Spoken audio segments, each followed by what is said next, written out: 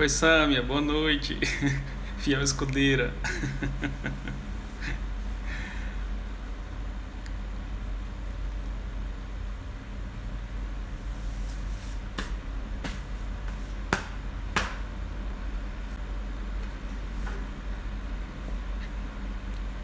E aí, tudo bem?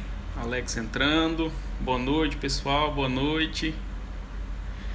Fico feliz com vocês aqui. É, vou aguardar mais um tempinho aqui para o pessoal ir entrando antes da gente começar a nossa live, né? Semana passada a gente falou de muita coisa e hoje o caso está bem interessante também. Temos algumas coisas muito importantes. Obrigado, Alex. Obrigado. Tava vendo seus stories também. Você tava se divertindo aí, né? Eu percebi lá nos stories. Tava boa a farra, né, Alex? Muito bom. Boa noite, eu acho que é Patrícia. Boa noite, Verônica. Boa noite, eu acho que Flávia. Tô aguardando uns minutinhos até dar 8 horas, né? Em ponto, pra gente começar a nossa live. Boa noite, Lucas. E vamos fazer uma análise de algumas coisas muito legais hoje. Temos aí algumas orientações bem bacanas para fazer a respeito de saúde mental, enfim. Vai ser bem legal. Tem muita coisa legal. E aí, Lucas, tudo bem? Vão compartilhando aí com quem vocês gostariam de convidar para a live, que ela tá muito boa mesmo. E aí, Eber, tudo bem? Boa noite. Rafael Gonzaga. E aí, Rafael, tudo bem? A galera tá entrando aí devagarzinho. Vão me dizendo, pessoal, se o áudio tá bom, estão conseguindo ouvir direitinho. Hoje eu fiquei num lugar mais estratégico, bem mais estratégico, para facilitar o processo de transmissão, para não quebrar o link, nada assim. Marcone, seja bem-vindo, Marcone. Boa noite. Marcos também, seja bem-vindo, Marcos. O áudio tá ótimo, que bom. Eu tô muito próximo mesmo do roteador aqui. Eu acho que isso vai facilitar a transmissão. E torcer para que não interrompa, não corte, né? E vão falando aí com relação ao processo aí da live. Boa noite, Ney. Boa noite, Flávia. Se vocês estão conseguindo ouvir direitinho, se estiver cortando, alguma coisa assim. e eu vou me ajustando de acordo com o que vocês forem me dando de feedback. Isso. Boa noite, Veronquinha. Boa noite, Marcos. Bom, porque meu relógio aqui de parede ele tá atrasado. Boa noite, Aldeci. Alguém me informa qual horário que é agora? Se já passou das 8, se já é 8 horas pra gente ir começando, por favor. Eu tô sem relógio de braço aqui também. Boa noite. Vamos. Eu acho que já vou começar. Isso, então falta 2 minutinhos, né? Eu acho que a gente já pode ir começando pra gente conversar a respeito, né? Do que nós temos pra. Isso, já temos aí uma confirmação do horário. Em Natal 26. Então, beleza. Então, eu acho que já está no horário mesmo. Vamos lá, então, fazer a live de hoje. Enquanto isso, pessoal, vão convidando alguém que vocês gostariam de falar. E sim, ajudar, né, com essa live de hoje, porque nós vamos falar sobre algumas coisas muito legais a respeito de saúde mental. Algo muito importante, né? A gente vai falar sobre relacionamento interpessoal. Tem muita coisa bacana. A história de hoje é muito legal. E para a live de hoje, eu dividi a live em 2 partes específicas. Eu vou fazer mais ou menos assim. Eu vou tentar, primeiramente, fazer a leitura da história da pessoa, né? Vou ler bastante coisa. E depois eu vou fazer a análise da história da pessoa, né? porque eu achei que assim fica mais tranquilo, de não ficar parando, interrompendo e às vezes ter que voltar, né? E aí a gente faz em dois grandes momentos. Eu faço a leitura primeiro e depois eu vou para a análise da pessoa. Enquanto isso, vocês vão mandando aí por direct, alguma coisa assim, compartilhando com as pessoas que vocês gostariam de ajudar dentro daquilo que a gente tem para falar hoje, viu? Porque vai ser muito bom. Mais uma vez, vai ser uma live top. A outra também foi, com certeza. E é porque essa história aqui me instigou a falar algumas coisas que até andou acontecendo aí com relação a algumas pessoas de alguns estados fora daqui de Goiás, que eu tomei conhecimento. Aqui em Goiás também aconteceu, então, enfim. Bom, então vamos lá, pessoal. A história de hoje é a respeito de uma mulher, né, que ela mandou um e-mail para mim. O e-mail está aqui o e-mail, e aqui estão as minhas anotações. E ela dividiu um pouco da história dela, que eu vou fazer a leitura agora para vocês saberem. Então vamos lá. Meu nome é fulana de tal, tenho 38 anos, sou casada há 10 anos, tenho 2 filhas, uma de 20 e outra de 16. Uma delas resolveu morar sozinha o ano passado, e a outra mora com a avó paterna desde que tinha 1 aninho. Vejo as meninas sempre e conversamos por mensagens frequentemente. Há 2 anos, fui diagnosticada com transtorno de ansiedade e depressão. Em dezembro do ano passado, meu psiquiatra incluiu ao diagnóstico o transtorno bipolar. Guardem essa parte da história que eu vou voltar nisso daqui a um tempo. A descoberta das doenças foi um momento muito complicado. Eu tinha uma vida muito ativa. Trabalhava como gestora administrativa, fazia faculdade de contábeis e cursos de aperfeiçoamento sempre que conseguia encaixar horário. Então aqui nós percebemos de que ela tinha uma vida muito agitada mesmo, cheia de atividades para fazer. E nesse meio tempo aí dessa agitação toda, houve a inserção de um diagnóstico, e um diagnóstico triplo, né? Então isso é uma coisa muito relevante para a vida de uma pessoa. Vamos voltar nisso daqui um pouco. Não sei exatamente o momento em que tudo começou. Só me lembro que comecei a me sentir extremamente cansada e as dores por todo o corpo eram insuportáveis. Eu trabalhei numa empresa por 4 anos e nos últimos momentos tudo foi ficando muito difícil. Lá eram 4 escritórios de advocacia e um de cobrança de condomínio. Como eu era responsável pela administração de todos os escritórios e a outra empresa, chegava ao escritório muito cedo, por volta das 6 da manhã, saía correndo e ia direto para a faculdade. Mas chegou a um ponto que eu não conseguia controlar, o estresse estava me consumindo. Foi então que procurei um psiquiatra, mas na minha cabeça ele ia apenas me receitar um calmante qualquer e pronto. Tudo resolvido, doce engano. No momento em que me senti diante do médico, ele me perguntou o que me levou a ele.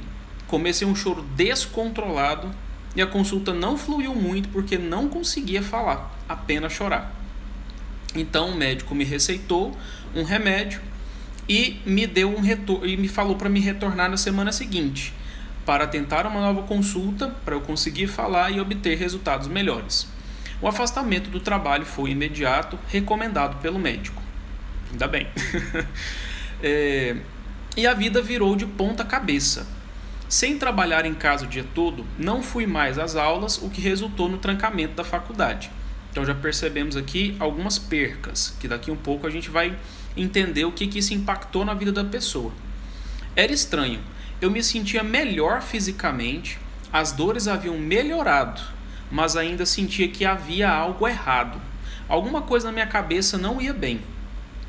A tristeza, a agonia ainda eram parte de mim e não estava conseguindo me livrar dos sentimentos ruins que me afligiam. Foi então que veio a tentativa de suicídio. Quero falar disso daqui um pouco. A tentativa foi frustrada, mas graças a Deus. Mas meu marido e minha filha mais velha, que na época ainda morava conosco, me levaram direto ao doutor fulano de tal, que era o meu psiquiatra. Então ele proibiu que eu ficasse sozinha e me encaminhou para uma internação. Ainda bem também, esse médico é muito bom. Fiquei 30 dias na Clínica Isabela. Lá fazíamos terapia em grupo, individual, artesanato, musicoterapia, academia. Éramos todos medicados e acompanhados de perto. Às vezes eu gostava, às vezes odiava, mas no fim era melhor assim. Tive alta clínica, mas o médico ainda me manteve afastada do trabalho. Isso é importante mesmo, porque enquanto a pessoa não adquire a fortaleza emocional, é importante ela estar realmente focada no tratamento. Voltei a ficar em casa e a rotina estava melhor. Já conseguia me alimentar melhor, tomar banho, escovar os dentes. No auge das crises, não fazia nada disso. Não conseguia cuidar nem mesmo da higiene pessoal. O tempo foi passando, havia corrido 11 meses desde o meu afastamento do trabalho, tudo estava aparentemente sob controle.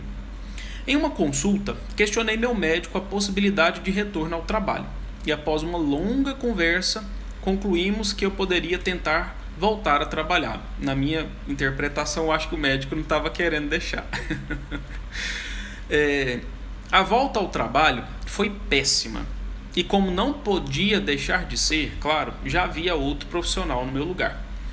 A readaptação e a recolocação, entre aspas, foi um desastre. Com uma semana que havia voltado ao trabalho, voltei a sentir alguns sintomas e os mesmos do início do meu diagnóstico. Os mesmos sintomas do início do diagnóstico. Trabalhei mais uma semana e os sintomas só pioravam. Conversei com meu esposo, decidimos que não devia voltar ao trabalho e pedi demissão. Mais uma vez em casa e mais tranquila, a vida seguiu, ainda bem que conseguiu tocar a vida. Alguns meses se passaram e eu me sentia melhor. O primeiro pensamento que me veio foi: vou procurar um emprego. E assim o fiz. Consegui outro emprego.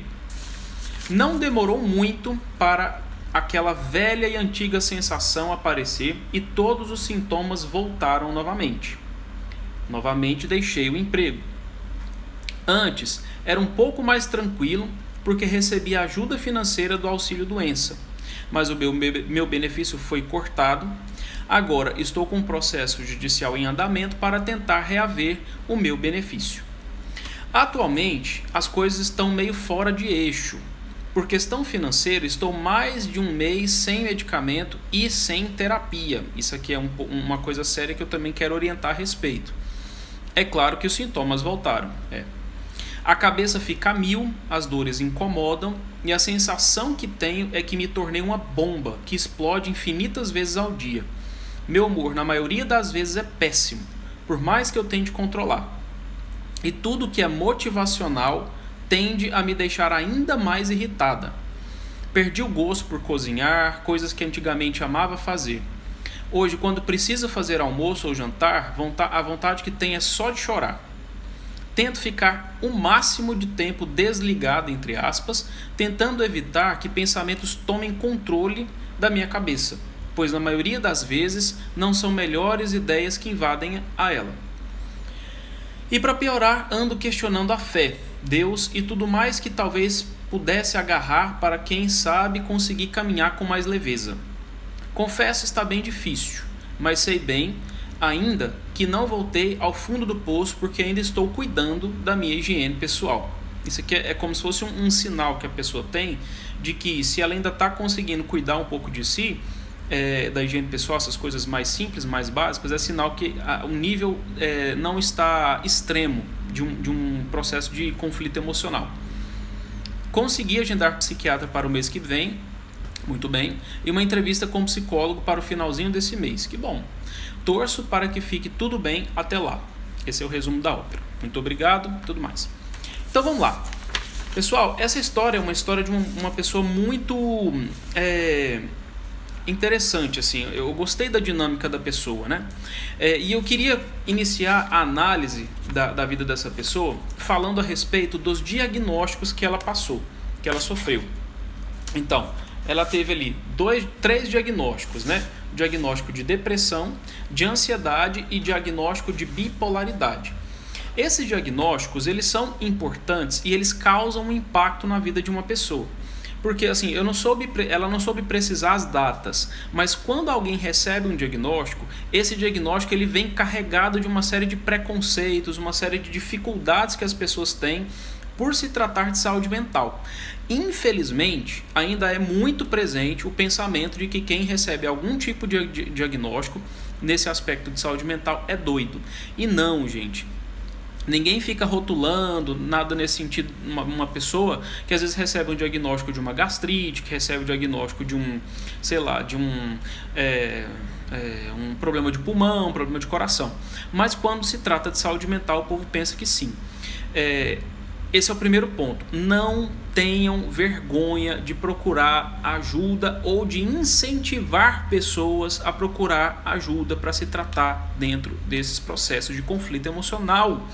Todos nós, seres humanos, temos um papel social de ajudar as pessoas que a gente sabe que estão passando por algum processo de conflito, sob o risco de acontecer alguma coisa muito séria e muito grave e depois a gente se sentir um pouco até culpado de não ter estendido a mão a tempo, né?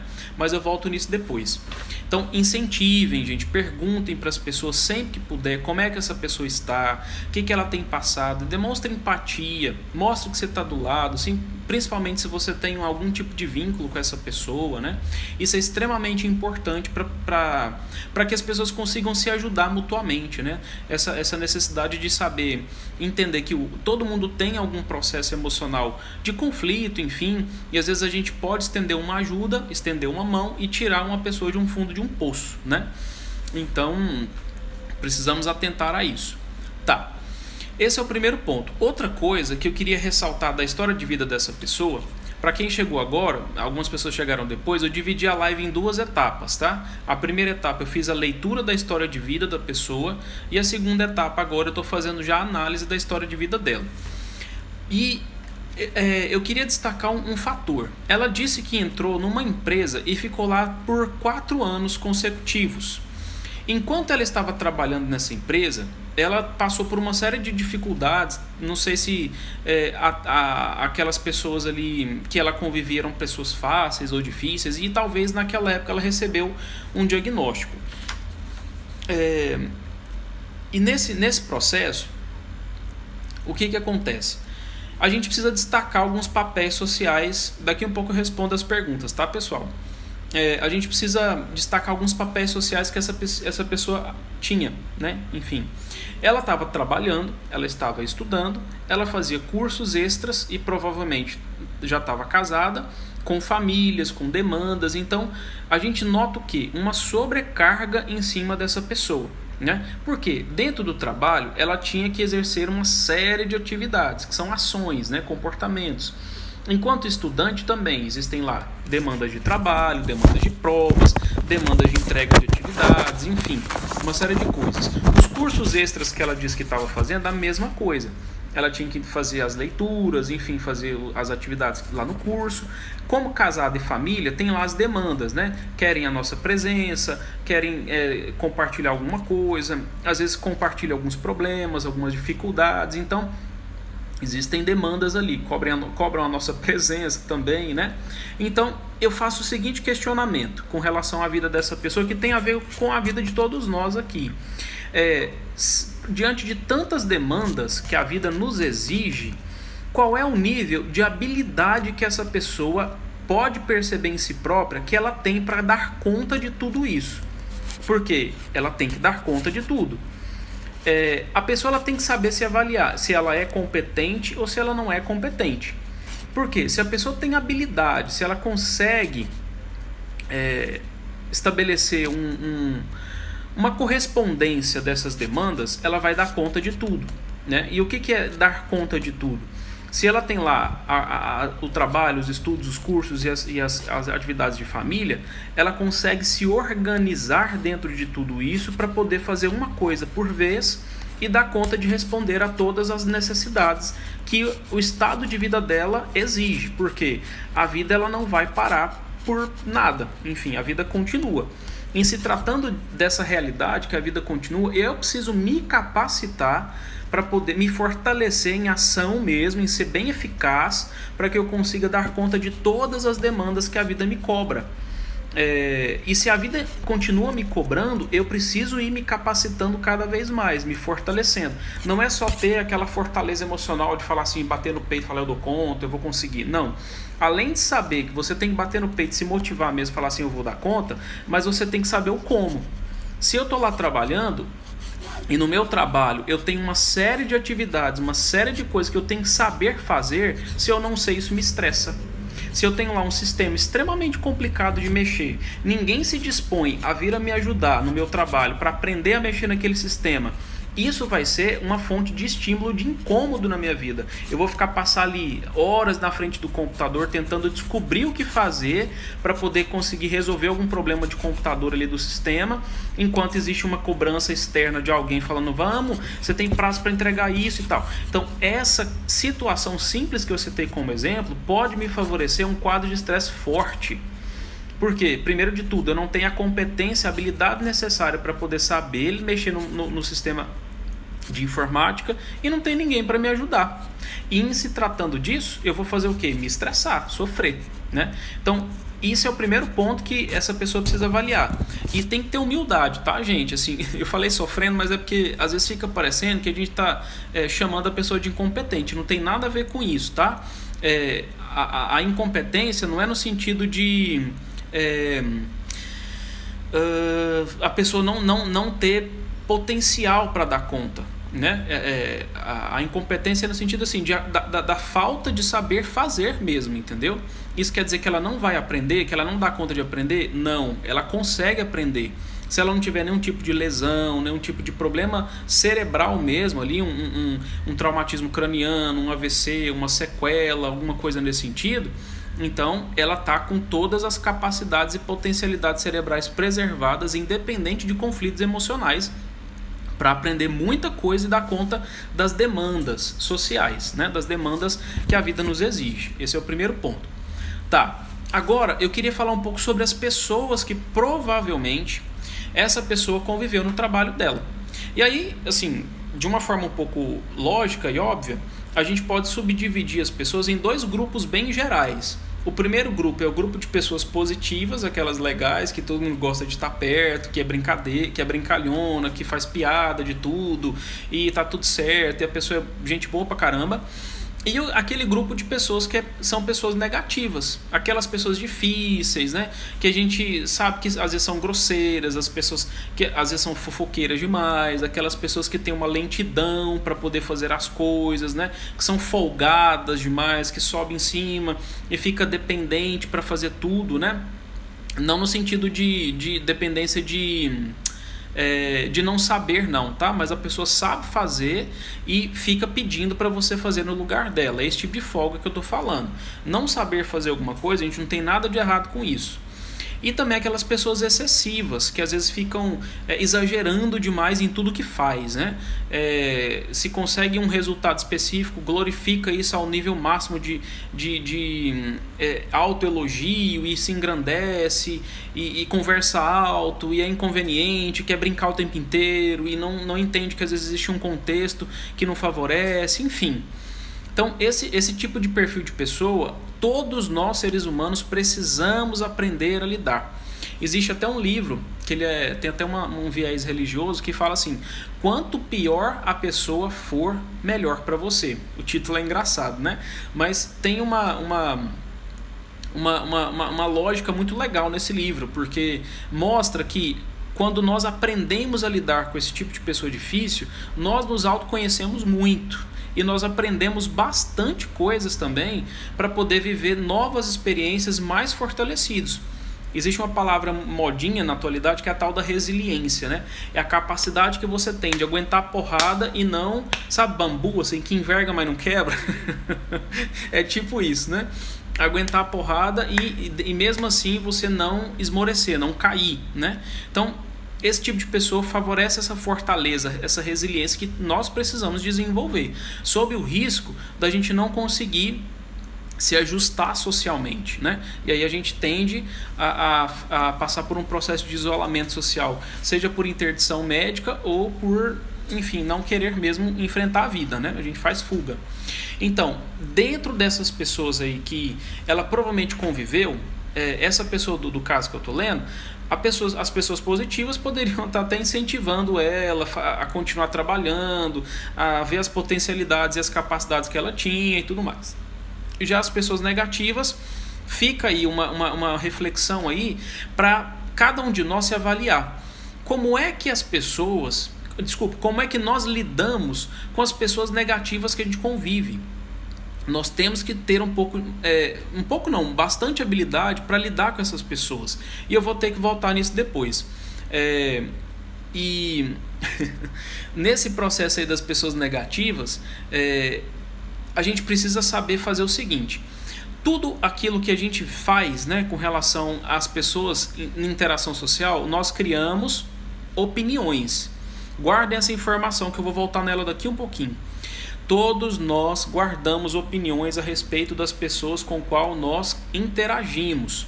Se a pessoa é uma pessoa positiva, a tendência é guardar uma opinião positiva conosco, né? Se a pessoa é positiva, conosco. Se a pessoa é negativa, a nossa tendência é guardar uma opinião negativa a respeito dessa pessoa. E, em outras palavras, a gente acaba exercendo um juízo de valor. A gente acaba emitindo um juízo de valor, valorando aquela pessoa de acordo com a opinião que eu estou tendo, de acordo com o meu ponto de referência do que a pessoa está fazendo. Tá. Então guarda essa informação que eu vou voltar, porque isso tem a ver com o diagnóstico que ela recebeu, tá? De depressão, bipolaridade e ansiedade forte, né? Transtorno de ansiedade. Tá. E outra coisa também, que assim, paralela à vida de trabalho que essa pessoa tinha, ela tem uma vida pessoal, né? Todos nós sabemos que nós somos compostos de várias, didaticamente falando, né? De várias áreas aí. Área profissional, área pessoal, área familiar, área de lazer, área de saúde física e financeira, né? Basicamente essas 6 áreas aí, pode ter mais, tá? Mas é porque eu não estou me lembrando. E espiritual também. E todas essas áreas que a gente vive, que a gente sempre tem que estar dentro desse contexto de alguma forma, e precisa existir um equilíbrio. Então, fiz uma análise com relação ao contexto profissional que essa pessoa estava vivendo, provavelmente. Agora eu vou fazer uma análise do contexto pessoal dessa pessoa, para a gente poder entender o porquê que se instalou esse diagnóstico na vida dela, e também dar caminhos do que ela pode fazer para poder sair disso, né? Então vamos lá. Dentro do contexto pessoal dela, nós temos o quê? Na história que ela narrou, perca de papéis sociais, de funcionalidade. Ou seja, vou falar numa linguagem bem simples aqui, tá? Ela perdeu a capacidade de ser eficaz, vamos colocar nesses termos, por conta dos conflitos emocionais que ela estava passando. Ou ela dava atenção para resolver os conflitos emocionais, ou ela tentava trabalhar de uma forma toda atropelada, porque os conflitos emocionais estavam bagunçando o funcionamento dela de uma maneira geral. Então, esses papéis sociais representam uma perca, né? E toda perca faz o que com o indivíduo? Quando a gente perde alguma coisa, vamos supor, a gente perdeu um dinheiro na rua, ou então perdeu um objeto qualquer, sumiu alguma coisa, a gente tende a ficar mais triste, mais para baixo. As percas em geral faz com que a gente se deprima, né? Entristeça.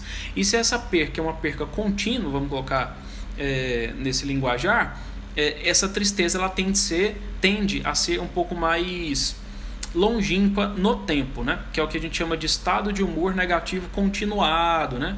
Aquele estado de humor continua triste ali por um longo tempo.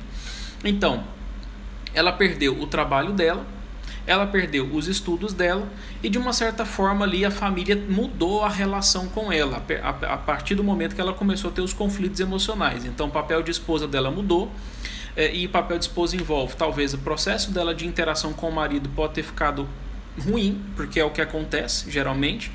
A qualidade muda muito, trata mal, então fica mais indiferente por não saber lidar mesmo, né? Não é maldade da pessoa, não. Às vezes é por limitação de como lidar com alguém que tem algum conflito emocional mais intenso. As filhas, não sei como que reagiram a ela, mas enfim, podem ter dado apoio, podem não ter conseguido ajudar de uma forma eficaz, enfim. E ela, como mãe, foi se autoavaliando, como esposa, como filha também e tal. Então gerou um conflito. E todo conflito causa desconforto emocional. E esse desconforto emocional tendeu a reforçar um pouco mais o estado de humor dela, ruim, negativo, enfim, tristeza e tudo mais. Isso é um ponto. Outra coisa é que dentro do processo dela de trabalho, de estudo, ela tinha objetivos, né? Ela tinha metas, provavelmente, como todo ser humano, porque quem iniciou uma faculdade, a meta mais básica que a gente imagina é que ela quer terminar. Se ela está fazendo curso, ela quer se aperfeiçoar. Então, a gente vê algumas metas dentro daquilo que a pessoa está fazendo por um raciocínio lógico básico, né? Se ela tinha grandes outras metas, eu não sei. Então, dentro desses sonhos e objetivos, quando ela começou a ter essas percas, ela começou a se deprimir também. Ela teve que parar de trabalhar, teve que parar de estudar e também não continuou fazendo seus cursos. Tá. A pergunta básica, né? Como é que ela lidou com essas percas dessas demandas, né? A gente pode tentar entender mais ou menos de que não foi uma perca muito feliz, né? Enfim, ela pode ter lidado mal com isso, né? E outra coisa, eu também faço uma reflexão seguinte: dentro dos nossos sonhos, objetivos e metas, é muito frequente no ser humano o processo comparativo. Eu pegar a minha vida, pegar a vida de uma outra pessoa para poder ficar fazendo comparação. Esse processo comparativo, ele pode gerar um problema grande.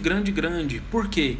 Quando eu pego a vida do outro, que tem metas específicas, objetivos específicos, sonhos específicos que são do outro e comparo a minha vida, eu vejo que talvez para eu conseguir alcançar as metas que são do outro, porque eu fico tentando me espelhar nesse outro, eu não vejo as mesmas capacidades que o outro tem em mim.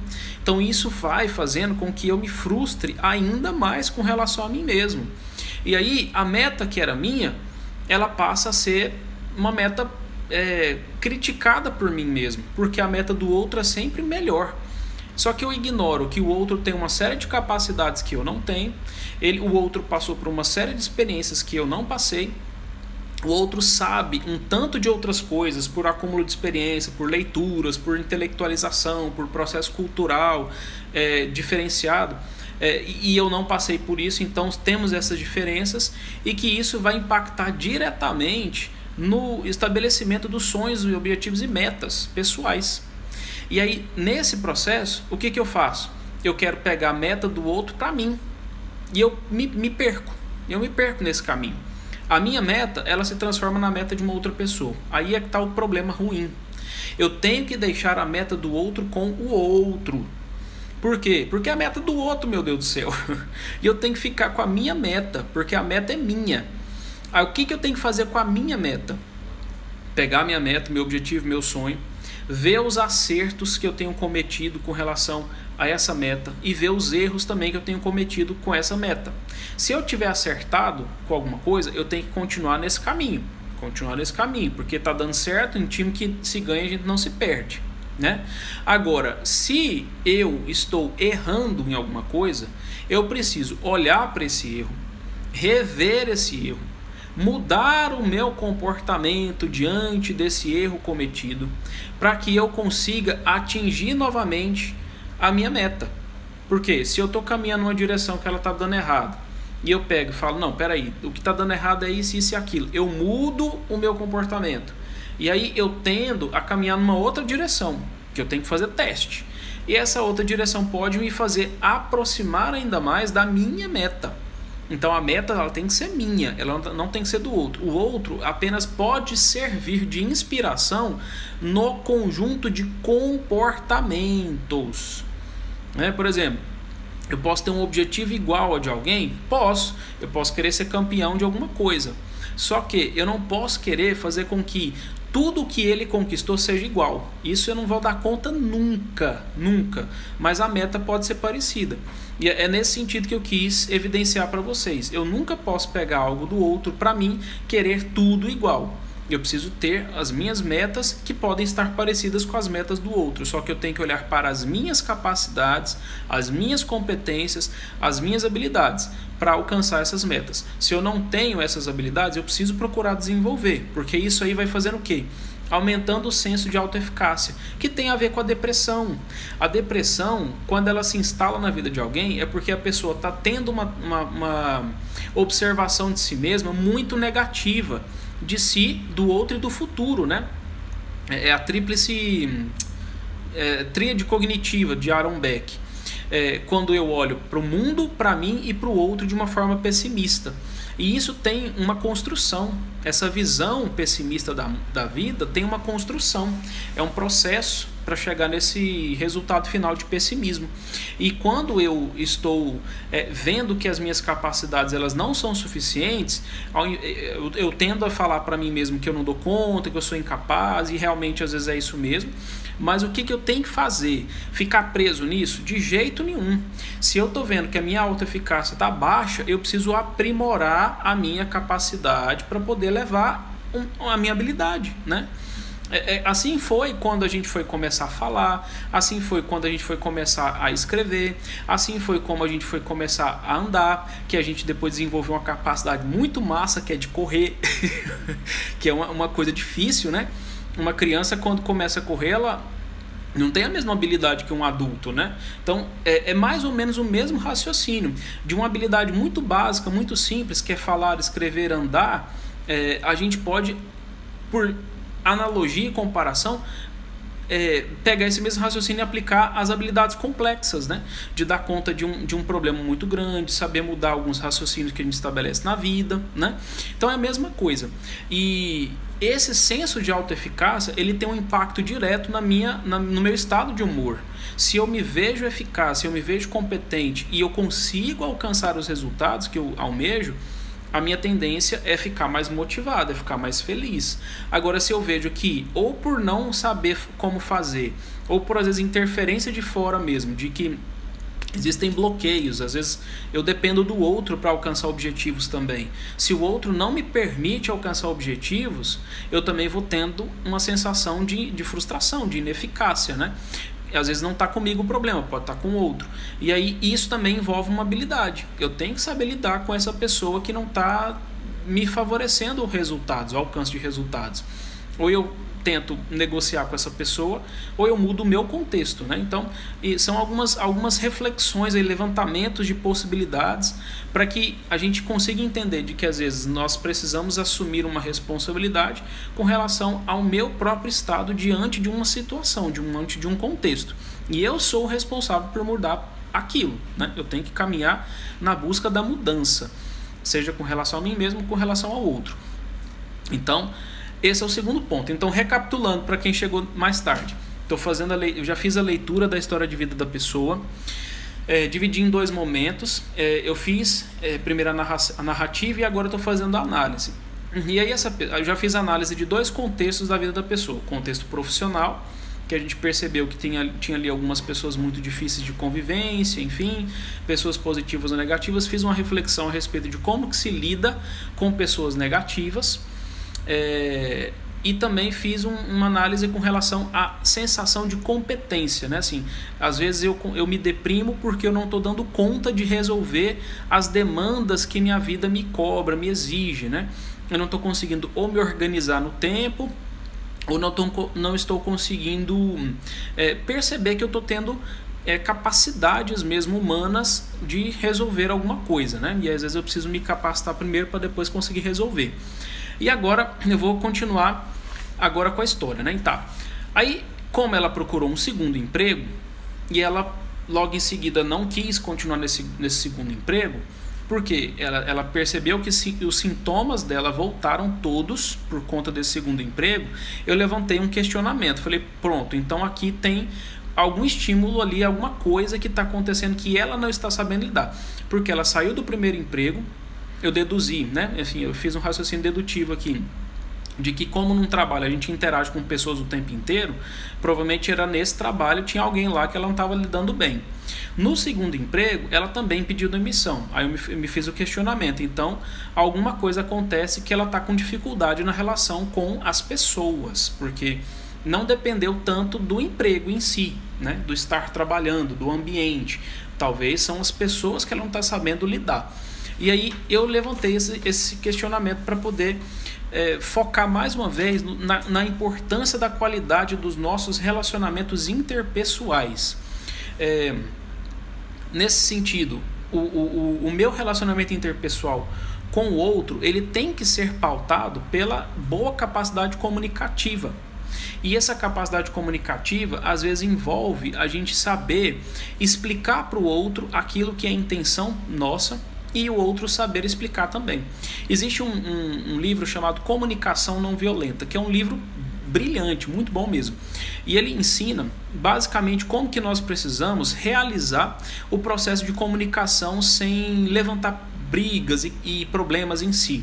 É bem básico, eu vou tentar explicar de uma forma bem tranquila aqui para vocês aprenderem comigo, junto comigo. Então é assim, todos nós estamos inseridos em alguma coisa de relacionamento com pessoas, né, que eu estou me referindo. Em algum contexto, seja no trabalho, família, enfim, trabalho e família, né? Que são as realidades que a gente mais convive. E tudo que acontece conosco, todas as experiências de vida que a gente passa, isso causa um impacto emocional em nós. Esse é o primeiro ponto. E também isso faz com que a gente forme uma opinião a respeito do que está acontecendo. Então, diante de uma situação, sempre vamos ter um impacto emocional e vamos ter uma reação cognitiva, vamos colocar assim. Essa reação que é privada interna minha, ela vai me fazer ter uma inclinação a reagir e fazer alguma coisa. Esse é o primeiro ponto. Só que, por que eu estou explicando isso? Para a comunicação não violenta acontecer, eu preciso desenvolver uma capacidade de autoobservação profunda. Eu exagerei, né? Mas só você ficar atento com relação a como o seu corpo reage diante de certas situações, pessoas e acontecimentos. Por quê? Você vai ter que saber nomear, contar, narrar o que passa dentro de você e em seguida fazer um pedido para solicitar que o outro perceba o que ele está fazendo, ele perceba que ele causa sim em você um impacto e que ele é responsável por isso de alguma forma, ele está estimulando isso em você e que você gostaria que ele pudesse modificar algumas coisas que estão desenvolvendo uma coisa negativa em você. Por exemplo, vamos supor de que aconteceu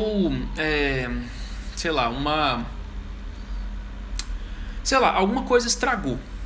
Vamos supor que tem lá um objeto qualquer em casa e esse objeto estragou. E você sabe que tem uma pessoa que dá conta de resolver e arrumar esse objeto. E você pega e fala, nossa, mas eu preciso tanto desse objeto, fala para a pessoa, né? Eu vi que o objeto estragou, me senti muito triste, né? Assim, porque às vezes causa tristeza, eu fiquei chateado, né? Me senti chateado por conta disso, porque é um objeto que eu preciso muito. E esse objeto, então você está falando do sentimento e da opinião, né? Ou seja, você ficou chateado e sabe que é um objeto que você precisa muito, porque é alguma coisa, eu trabalho com ele, ou então, sei lá, qualquer coisa assim. E aí, às vezes, algumas pessoas param nesse processo, né? Tipo assim, tá comunicando que tá incomodando, a opinião tá mostrando as razões pelos quais você gostaria que alguma coisa acontecesse, mas não faz o pedido, né? E depois você tem que fazer o pedido de forma clara e explícita, e aí você acrescenta. E eu gostaria que você pudesse me ajudar a arrumar esse objeto. É possível? Tem jeito? Não tem? Porque a pessoa só vai ter dois tipos de resposta. Ela fala posso, e você combina quando, e ela pode cumprir o combinado, ou ela fala não posso. Em todas as realidades, se ela tiver disposição para te ajudar e ajudar de fato, né? Que bom, beleza, deu certo. Se a pessoa descumprir com o combinado, você arruma outra pessoa. Enfim, ela vai e depois conversa sobre isso também, porque ela descumpriu um combinado que causou um novo impacto em você, você formou uma nova opinião e você pode fazer um novo pedido que você gostaria que ela não descumprisse com os combinados, enfim, né? Então, a comunicação não violenta acontece exatamente aí, quando nós aprendemos a fazer pedidos diante daquilo que a gente está precisando. Por quê? No livro ele reflete e traz a ideia, né? Boa parte das brigas e conflitos que a gente tem com as pessoas é porque existe uma necessidade insatisfeita, não comunicada, né? Nesse exemplo bobo que eu citei aqui, você está lá reclamando que o objeto estragou, você está chateado por conta disso, e o objeto você precisa de mais para trabalhar por conta daquele, sei lá, qualquer coisa, e você está lá falando e esperando que a pessoa o quê? Adivinhe que você precisa do objeto, né? Às vezes é isso, que a pessoa meio que, não, peraí, já sei o que tem que fazer e tal, enfim, vai lá e arruma para você sem ter que falar nada, né? E não, você está comunicando a necessidade, mas não está comunicando de forma explícita, você está comunicando de uma maneira indireta. E nem todo mundo tem a capacidade de ser esperto, né? De ser aquela pessoa assim, nossa, ligadona e tal. Não, eu já sei, ela tá precisando, não sei o que, papapá. Aquela pessoa despachada, né? E o processo comunicativo é isso mesmo, é tudo mesmo. Você tem que saber pedir, né? Diante daquilo que, claro que sem mandar, né? O pedir envolve você colocar no futuro do pretérito aí, eu gostaria, né? Enfim, para que a pessoa saiba, né, negar ou aceitar, enfim.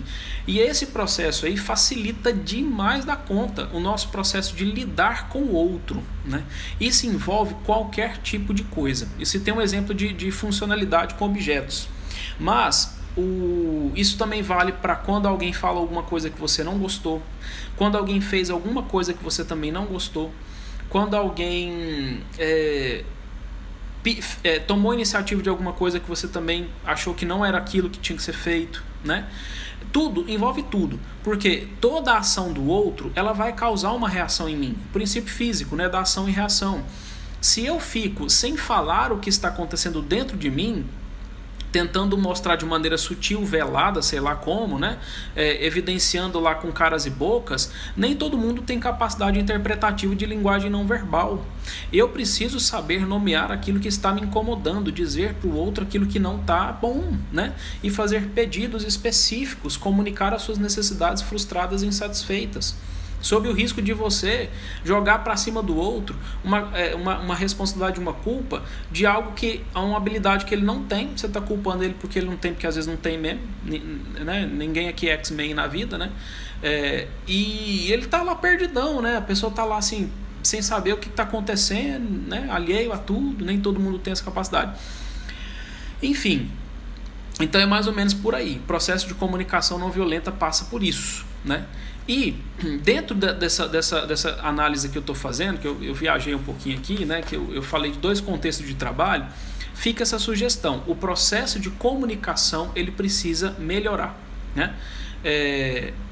E nesse processo de melhora a gente tem que tentar incentivar o máximo possível. E outra coisa, gente, não caiam na ilusão de que eu aprendi comunicação não violenta, eu vou começar a praticar. Ao começar a praticar, isso vai resolver meus problemas magicamente, certo ou não? Não. O processo de comunicação, ele é para a eternidade. Eu não posso cair na ilusão de achar de que apenas por eu ter feito um pedido, ter conseguido praticar a comunicação de uma forma mais eficaz, o outro vai me atender prontamente. Não. Por quê? Eu vou me esbarrar nas limitações do outro, claro, né? O outro pode saber, pode interpretar alguma coisa ali que, sei lá, não foi legal, né? E aí ele passa a me atacar e eu tenho que interromper o processo ali de comunicação não violenta para poder pelo menos apaziguar os ânimos para depois continuar comunicando, né? Então, assim, envolve um pouco de maleabilidade, um pouco de manejo também dentro daquilo que a gente já sabe o que é relacionar com pessoas difíceis, né? Então tem tudo isso. E outra coisa também que eu queria falar a respeito do processo da história de vida da pessoa é com relação à vida atual dela. Então eu falei do histórico de vida relacionado ao trabalho, que tinham dois empregos ali que alguma coisa aconteceu que não ficou legal. Falei um pouco de variáveis pessoais ali que existe na vida de todo mundo, permeia, né? Perpassa a vida de todo ser humano de uma maneira que a gente não presta muito atenção nisso, mas tem, né? E a vida atual. A vida atual é o seguinte: existem uma série de problemas na vida dessa pessoa, de qualquer outro ser humano, que precisam de resoluções, né? E aí eu quero fazer o levantamento da seguinte questão: a terapia. A pessoa que me escreveu, ela precisa, né, continuar em processo terapêutico, mas com uma resolutibilidade maior. Quase que não sabe a palavra, resolutibilidade. achar alguém que de fato resolve o que está acontecendo, ou pelo menos amenize de uma forma temporária, para poder isso ser resolvido mais longamente por um processo mais demorado, né? Então tem que ter um foco na resolutibilidade de problemas pontuais, né? Resolver os pensamentos que não estão...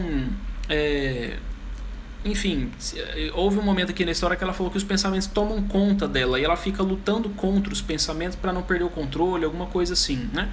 Então, não fuja desses pensamentos. Existe a necessidade. Se tem um pensamento que está recorrente na sua cabeça e ele fica voltando, existe alguma coisa que você precisa resolver, acomodar, deixar equilibrado, deixar tranquilo dentro de você. Esse processo de enfrentamento, ele precisa acontecer para que você saiba mais ou menos o que fazer para lidar em outros contextos futuros com situações parecidas. Assim você aprende, assim você cresce, né? Você se torna mais forte, mais resiliente, né? Então tem esse contexto atual de resolutibilidade. É necessário ter essa resolutibilidade. E eu quero fazer um outro questionamento também com relação a Deus. Aqui eu quero abrir um parênteses antes da gente finalizar, que está quase dando 1 hora. Olha, pessoal, eu sei que algumas pessoas aqui que estão ouvindo, né, que vão ouvir depois também, podem não ter fé, né, podem não ter crença nenhuma, enfim, eu não quero levar em consideração nada nesse sentido. Mas o que eu quero dizer é o seguinte: para aqueles que têm fé, vocês precisam entender que Deus é uma pessoa. Ele é uma pessoa. Eu não posso dizer que é uma pessoa de carne e osso, mas ele tem essência, ele tem uma existência própria. Enquanto pessoa, ele tem formas de se manifestar, formas de mostrar a sua existência para conosco. E de uma forma comparativa e analógica, a gente tem que entender o seguinte: com uma outra pessoa, quando a gente quer manter o contato com essa outra pessoa, o que a gente faz? A gente busca um processo de interação, certo ou não? Nós temos que relacionar com essa pessoa, né? É assim que acontece, nós nos relacionamos com pessoas o tempo todo. Relacionamento com pessoas é o que configura o processo de eu ter intimidade com alguém ou não. Se eu não tenho relacionamento com ninguém, eu vou criar intimidade com essa pessoa como? A não ser se eu desenvolvo um superpoder, coisa que não é possível enquanto ser humano. E nesse processo de interação e de busca de um relacionamento, eu preciso conviver com essa pessoa, eu preciso praticar alguma série de hábitos específicos, eu estou falando de pessoa real, tá? Para que eu consiga criar uma intimidade. Eu tenho que falar de assuntos específicos com essa pessoa, eu tenho que frequentar certos lugares com essa pessoa, eu tenho que ter liberdade para poder tocar em assuntos, né, enfim, com essas pessoas, para que eu consiga intimidade. Assim eu vou conseguindo um processo de aproximação, eu vou conseguindo entender que aquela pessoa é importante na minha vida, eu vou conseguindo me sentir amado, me sentir acolhido, eu vou conseguindo uma série de coisas. Com Deus é exatamente da mesma forma. Se eu não me relaciono, se eu não crio uma maneira de dialogar, de trocar essas informações, de fazer certas práticas específicas que Deus exige de nós, que é o diálogo, que é o contato com Ele, que é o conviver com Ele, eu não vou conseguir sentir, eu não vou conseguir perceber Ele na minha vida, de maneira nenhuma, né? Então eu preciso exercitar essa prática, esse relacionar com Deus, para que você tire depois da sua cabeça esse questionamento da fé, esse questionamento, enfim, de uma série de outras coisas, né? Existe até uma piadinha engraçada com relação a essa questão de fé, né? Certa vez, eu não lembro de quem que eu ouvi, uma pessoa me contou uma seguinte história, falava assim: como é que você sabe que seu nome é seu nome? Aí as pessoas ficavam assim: mas porque minha mãe me falou, né? Aí você fala assim: mas como é que você sabe que sua mãe não está mentindo, né? E ficava nessa. Porque se a gente parar para pensar, todos nós temos fé. É uma fé natural, uma fé que a gente simplesmente sabe que certas coisas são o que são, né? O seu nome, por exemplo, a história da sua família, porque a gente não viveu algumas coisas para poder comprovar por experiência própria, né? Por vivência própria, que aquilo é aquilo mesmo. A gente simplesmente ouve falar algumas coisas e a gente acredita que aquilo é daquele jeito, né? Então nós temos naturalmente dentro de nós um mecanismo de fé natural. Agora, para os mecanismos de fé sobrenatural é só aproveitar o raciocínio, né?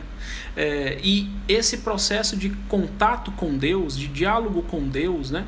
De atitude de relacionamento mesmo com Deus, ele vai favorecer com que você consiga de fato sentir o que você está precisando sentir, né?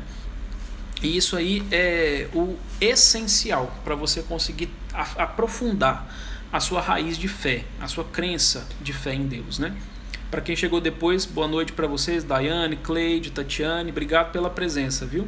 E eu queria finalizar também falando algumas coisas a respeito da importância da atividade física e depois finalizar explicando também sobre o funcionamento dos transtornos aí, né, de ansiedade, depressão e bipolaridade.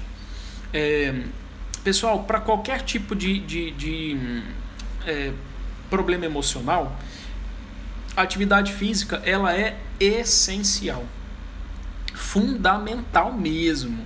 Ela tem um impacto muito importante na vida, né? E a prática da atividade física ela traz uma série de benefícios neurológicos mesmo, assim, liberação de várias substâncias cerebrais, neurotransmissores, enfim, que depois disparam uma série de hormônios também no seu próprio corpo e que tem um impacto positivíssimo na saúde, ao ponto de complementar o tratamento medicamentoso, que traz uma série de efeitos colaterais, né? Então, por favor, pessoal, adquiram o hábito de prática de atividade física e que tem que ser uma atividade física que te canse, viu? Não é aquela atividade que dá uma caminhada e fazer de conta que você está andando, como se estivesse andando na feira, assim, sabe? Aquela andada lenta, devagar, né? Enfim.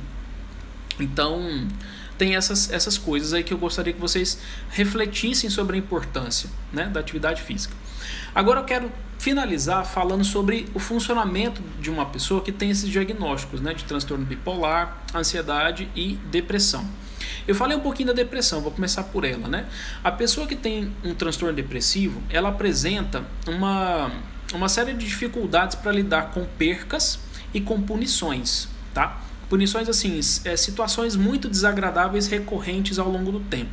As percas é qualquer tipo de falta, né? A pessoa tem algo e aquilo é algo bom, que ela gosta muito, que ela valora muito, valoriza muito, e aquilo é tirado da pessoa, né?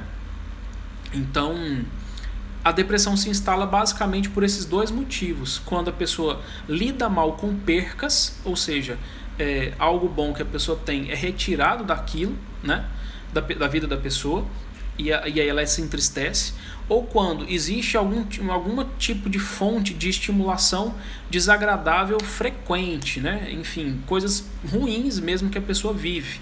Isso também naturalmente deixa a pessoa triste. E assim se instala um modelo depressivo, né? de reação emocional negativa. E, consequentemente, dependendo da frequência que essa estimulação desagradável fica acontecendo, a pessoa pode ficar bastante triste nesse sentido, né? A ansiedade é problema relacionado ao futuro, a pessoa vive o futuro. Eu tô recebendo um aviso aqui que eu tenho 2 minutos para finalizar a live. E a bipolaridade é a oscilação de humor, tá, gente? É quando a pessoa está no estado depressivo, ela sai e vai para euforia, fica muito eufórica e vai para o estado depressivo, para euforia, para o estado depressivo, para euforia. E a euforia às vezes aparece com gasto compulsivo, alegria exagerada, às vezes hipersexualidade, enfim. E sempre fica nessa oscilação de humor. E o bipolar, ele tem uma dificuldade maior para lidar com esses eventos depressivos, né? Por isso que às vezes a pessoa fica oscilando bastante, né? Porque sempre quando ela está alegre, acontece algo que joga ela para depressão também. Esse é o bipolar tipo 1. O tipo 2 é quando uma dessas duas fases é mais leve. Ela pode ter uma depressão bem forte, mas um estado maníaco um pouco mais leve. Tá bom? Pessoal, 50 segundos para acabar a live. Quero agradecer todo mundo, viu? Dizer que domingo que vem estamos aí de novo pontualmente às 8 horas. Agradecer demais por vocês estarem sempre aqui comigo. Para mim é um prazer enorme fazer essas lives. Estou gostando muito, viu? Obrigado mesmo por serem tão fiéis a essas lives aí de hoje, tá bom? Muito obrigado, pessoal. Beijo, beijo, beijo. Abraço, abraço, abraço. E até domingo que vem, tá bom? Obrigadão.